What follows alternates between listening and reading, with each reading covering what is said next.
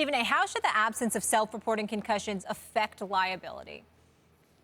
Well, I think it should affect liability big time because, you know, if you are keeping it from teams and you're able to disguise it, you're skilled enough and experienced enough to work around it where you don't get caught and they don't notice that you have a concussion and you know that you do, but you're disguising it.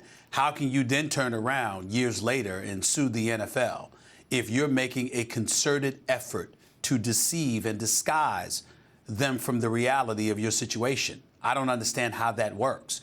If you're standing up and saying, I have health issues, if you're standing up and saying, look, this is my situation, or if it's something that's so obvious, everybody can see it, and it's evident that the NFL is seeing it as well, and they ignore it, then liability and culpability clearly should fall on their shoulders.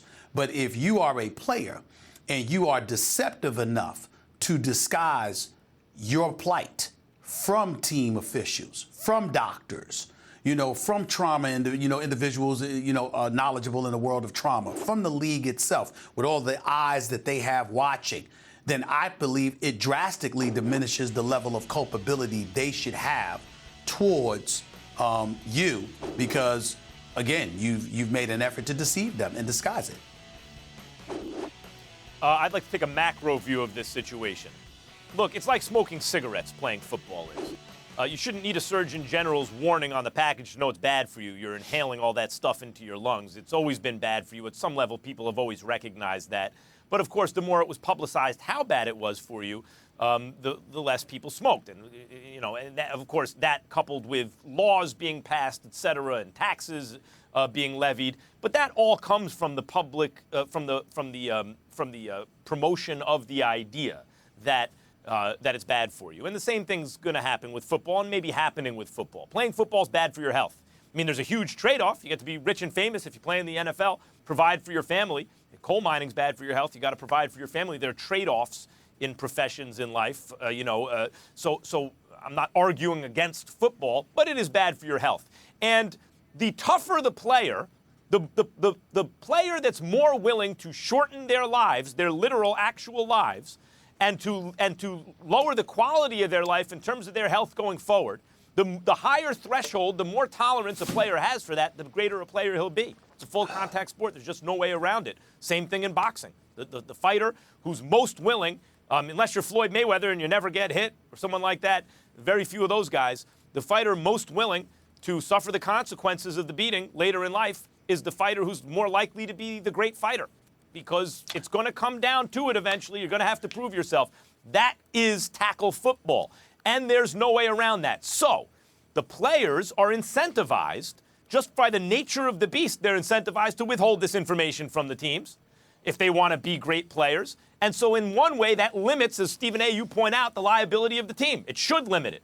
On the other hand, you have to contextualize this. There are guaranteed contracts in football, literally speaking, but not really. Essentially, you're dealing with a very violent sport that rewards toughness and sacrifice of your health and your life after the game. With no guaranteed contracts, essentially no guaranteed contracts. And that also incentivizes the players to hide injury from the team if the protocol is that they then have to report it to the league. So I would say, Stephen A., you're right. It should limit team liability if players are withholding that information from the teams.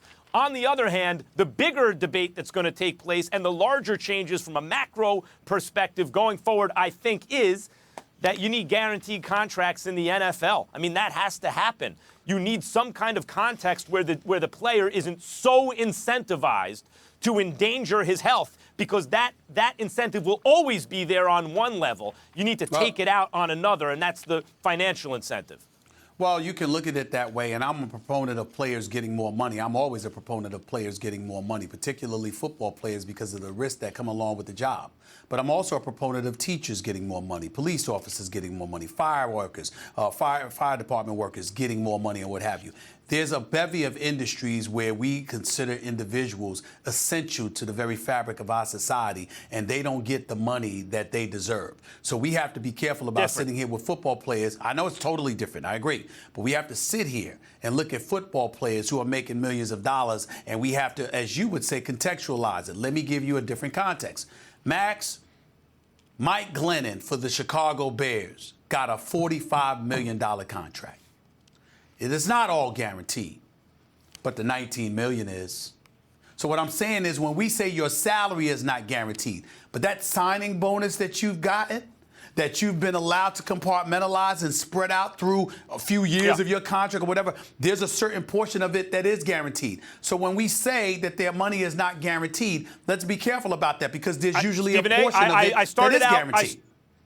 I prefaced what I said by saying they actually do have guaranteed contracts in a literal sense. But compared to the NBA, Major League Baseball, even the NHL, not exactly the same. And I know maybe you could argue the other way, the saying it's such a dangerous sport that from the team's point of view, you can't guarantee contracts as much. But I'm talking from the macro perspective going forward, the issues that will come up in the NFL. This is one of them.